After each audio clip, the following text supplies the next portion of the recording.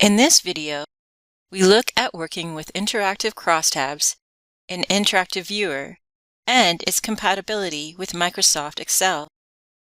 In this example, imagine you're logged into your bank's website to see your retirement portfolio, and interactivity is already enabled. This is a multi-page report. In the page navigation toolbar, click the Next Page icon. The next page shows the summary of your spending for your account for several types of payments, such as ATM or credit. However, you may want to see your spending for each merchant and by account instead. Click the table, which is a crosstab, then click Analyze. This opens Interactive Crosstabs, which is a pivot table interface.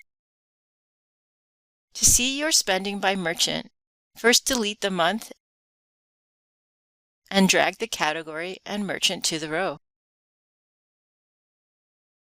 Now delete method and drag account to its place. To return to Interactive Crosstabs, click OK. The crosstab refreshes with spending by merchant and account. If your tool of choice is Microsoft Excel, you can also export this content to Excel. Click on the main menu, then click Export Content. In the Export Content dialog box, select Excel. Open the page settings. Select Output to multiple sheets so that each page of this report has its own sheet. Click Export. Open the file from the Downloads folder. Click Enable Editing. In the Excel version, you can see your portfolio and your changes. The Interactive Crosstab appears in Excel as a pivot table. In the Excel file, you can also take advantage of embedded formulas.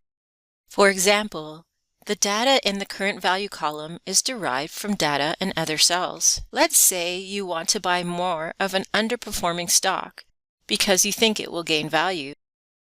You can simulate if the price increases. You can instantly see the impact across the entire row. Check out the other videos in this series for more interactive viewer tips.